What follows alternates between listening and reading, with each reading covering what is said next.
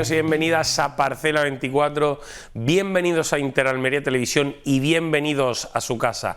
Otro martes más, pero no un martes cualquiera, estamos ante una jornada que ha sido todo un éxito y una unión en el sector que ha habido a lo largo de todo el día, que se ha podido ver en la capital, concretamente en la Rambla y finalmente en la Plaza Emilio Pérez. Hemos visto a un sector unido, un sector que ha demandado, que no está en extinción, que está más vivo que nunca y al que hoy vamos a dedicar un programa muy especial. Vamos a cambiar un poco el formato, vamos a hacer directamente el apartado de innovación y luego vamos a hacer un debate extenso en el que trataremos toda la jornada de hoy. Pero antes que nada vamos a ver qué ha pasado en nuestra jornada agrícola.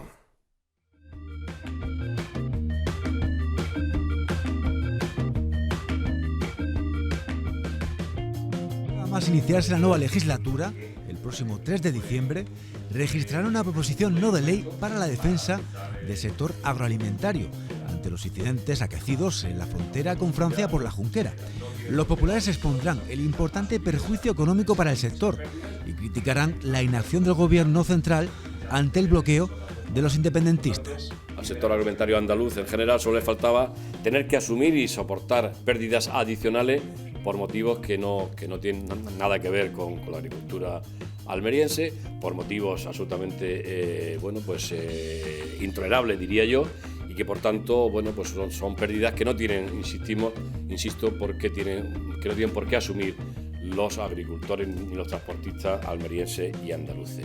Estamos en esta situación por la incompetencia y por la pasividad, por la inactividad del gobierno de Pedro Sánchez, más preocupado por llevarse bien y no molestar a los independentistas catalanes en estos momentos en el que se está jugando su investidura. De esta manera exigirán que se garantice la libre circulación de personas y mercancías, del mismo modo que se asuman los perjuicios económicos que han sufrido agricultores y transportistas.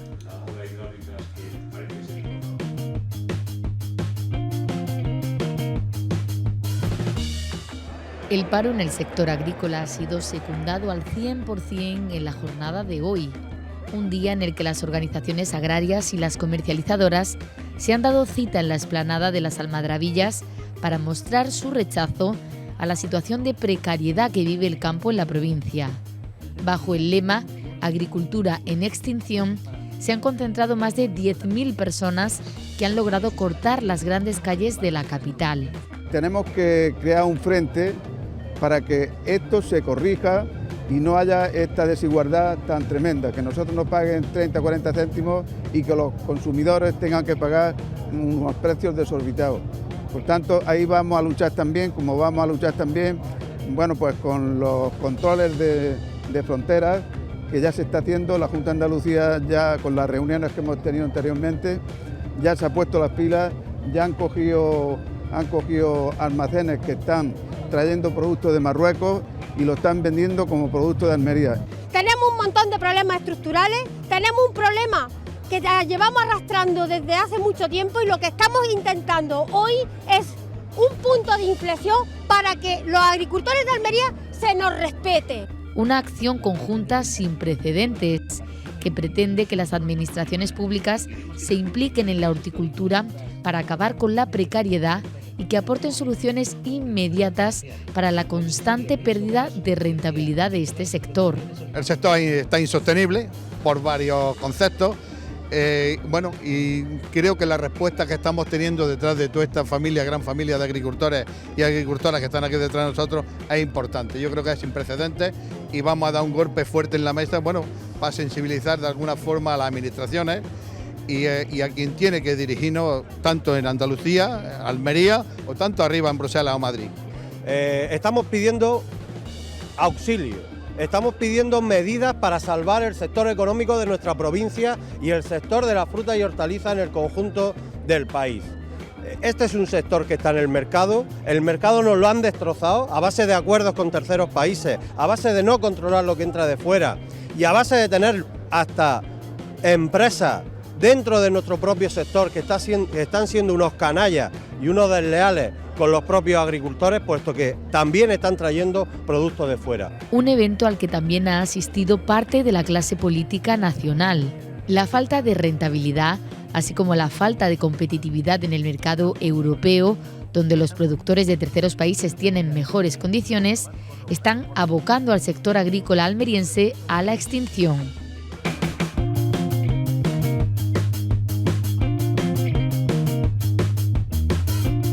Bueno, hoy no hemos tenido la jornada de ayer.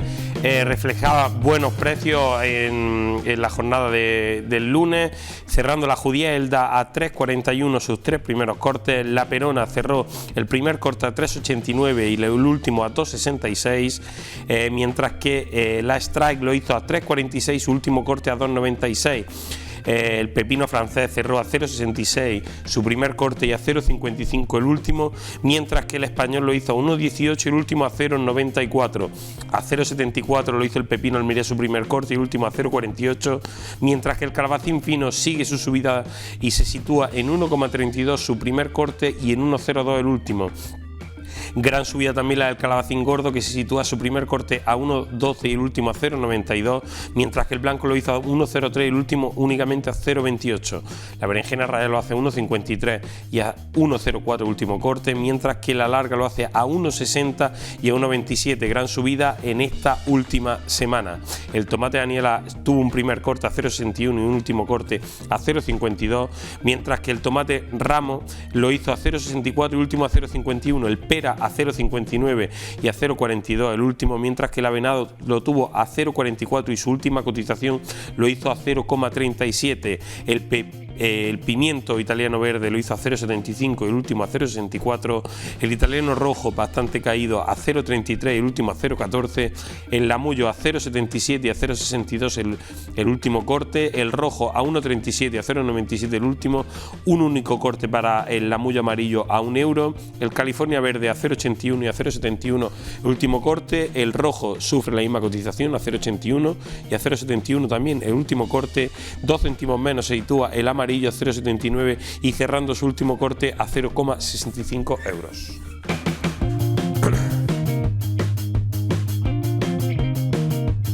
Bueno, pues ya estamos aquí en nuestro apartado de innovación. Era muy importante que hoy tengamos tiempo para debatir con los grandes protagonistas que ha habido hoy durante toda la jornada, pero no podíamos perder nuestro apartado de innovación, sobre todo por el gran protagonista que tenemos hoy en nuestra sala. Muy buenas noches, Juan Luis. Buenas noches, Fernando. Efectivamente, hoy es un día muy importante, vamos a hablar más adelante en el programa.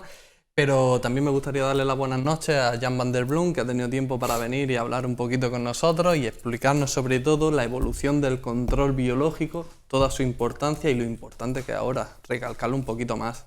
Buenas noches, Jan. Muy bien, buenas noches, muchas gracias por invitarme. Nada, a ti por venir. Sí. Cuéntanos un poquito, porque es que tú fuiste una de las personas más importantes, puedo decirlo, más relevantes en el panorama de la implantación y de su puesta a punto.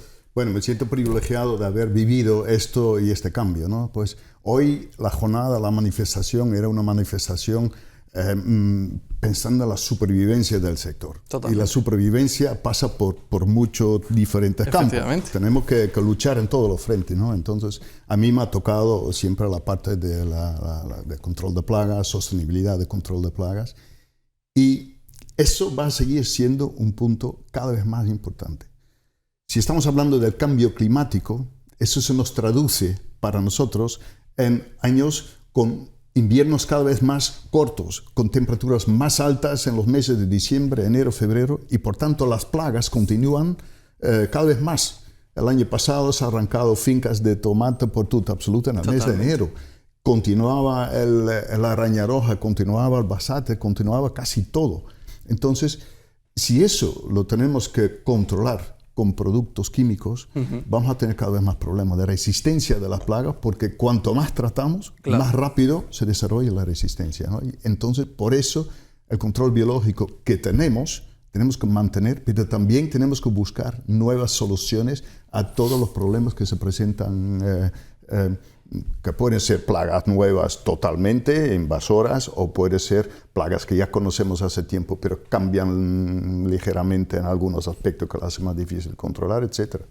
Efectivamente. ¿Qué has visto tú desde su origen hasta ahora? ¿Cómo ha ido cambiando, sobre todo en la mentalidad también del agricultor? Porque al principio sabemos todos que era más fácil aplicar que directamente introducir una fauna dentro del invernadero. Sí, bueno, el meter algo de fauna, pues esto empezó con los abejorros, que por primera vez a principios de los años 90 los abejorros pues era un cambio tan grande y quitaron todo el trabajo de la polinización manual y mejoraban muchísimo la cosecha, ¿no? Pero también fue una revolución en el control de plagas, porque por primera vez la gente tenía un insecto vivo en el invernadero que tenía que respetar en vez de matar. Bueno, el control biológico cobró importancia mucho después. Y nos ha costado la implementación al principio, cómo hacer la transición de un invernadero eminentemente químico a un invernadero con control biológico. Tuvimos que buscar nuevas soluciones también a plagas. Y finalmente, primero empezamos en pimiento y en pimiento tuvimos una solución contra el trips. El trips, que era con distancia la plaga más importante por el daño directo y por el virus. Y contra esto empezamos a trabajar con ácaros depredadores y con chinches depredadores. Aquí vemos el Orius, muy visible. Y resulta que de repente, en vez de tratar varias veces por semana con un cóctel de productos que no tenía efecto sobre el trip, pues los bichos lo solucionaban. Y luego hemos empezado también contra todas las plagas que se presentan, y en pimiento y en la mayoría de los cultivos seguimos así. Pero no deja de ser algo en que tenemos que seguir trabajando. Ahora mismo, el pimiento, el mayor problema es lo que estamos viendo. Este pulgón, Macrocifum.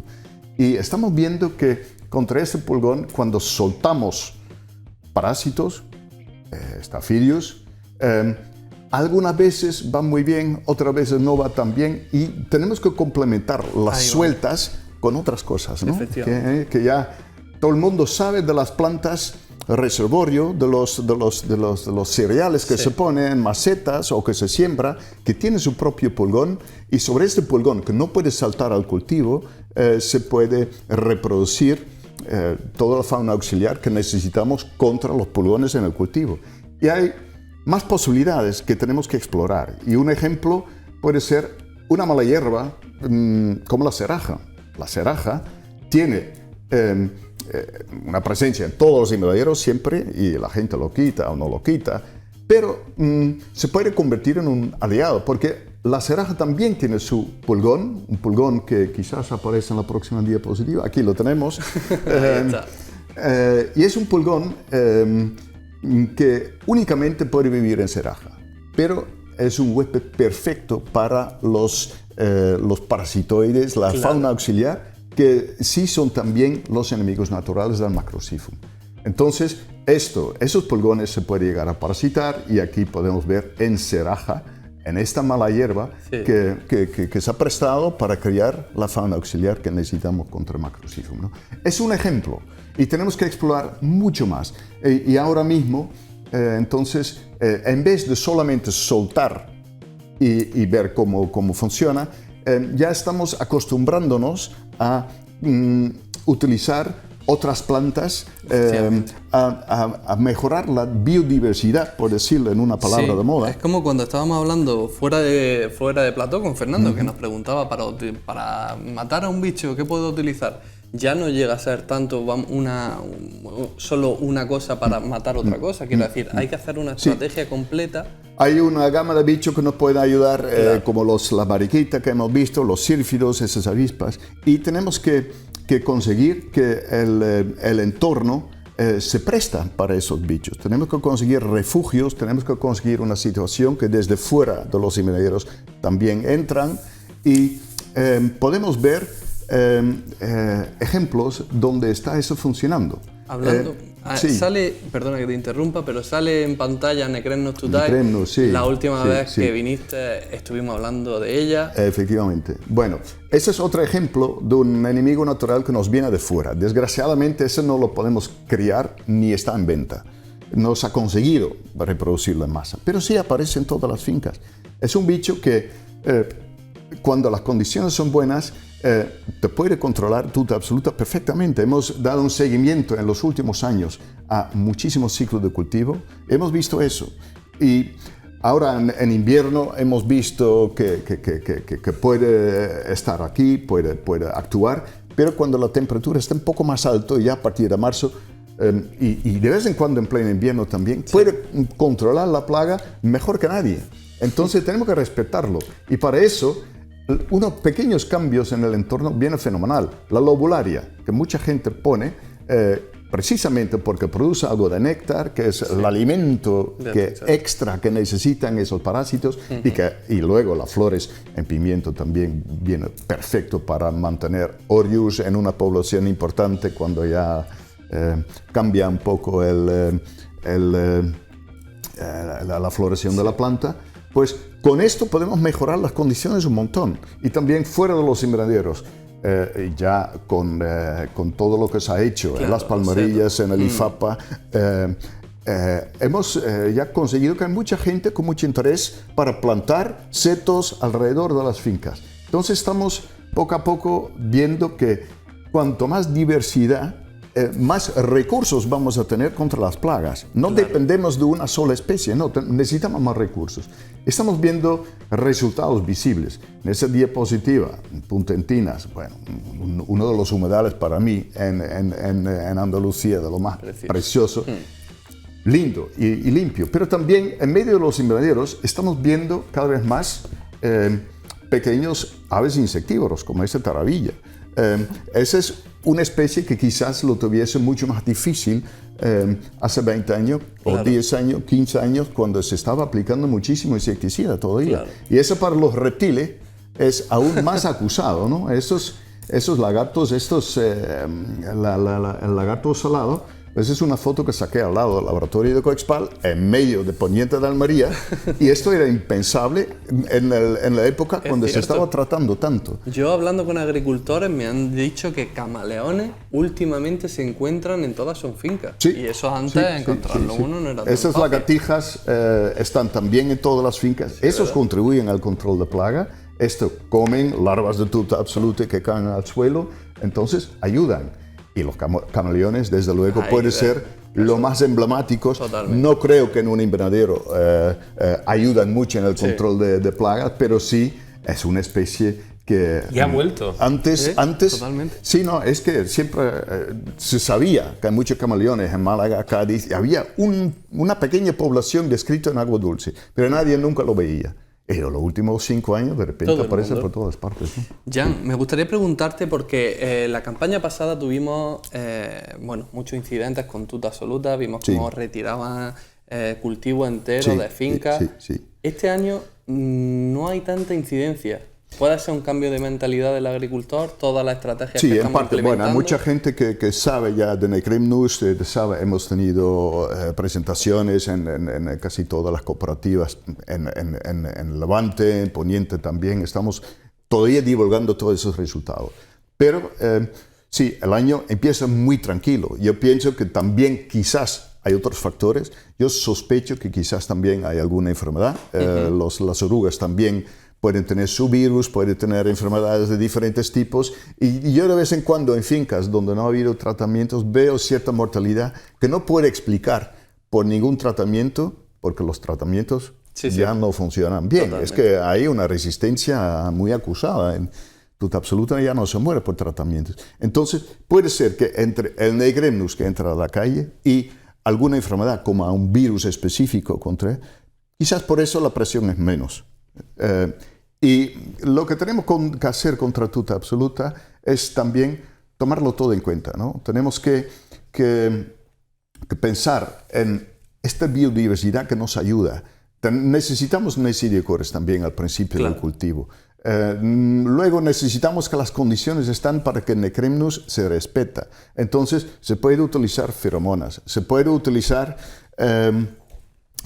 sueltas de tricograma, que son parasitoides de huevos. Entonces, tenemos que plantar esa florecilla para que el Necremnus encuentre néctar, etc. Necesitamos un poco de todo. Tenemos que pensar en términos de biodiversidad, tenemos que pensar en que muchos jugadores nos tienen que ayudar y tenemos que crear las condiciones para ello. La biodiversidad es muy funcional y muy rentable a corto plazo y lo estamos viendo ahora con tuta absoluta.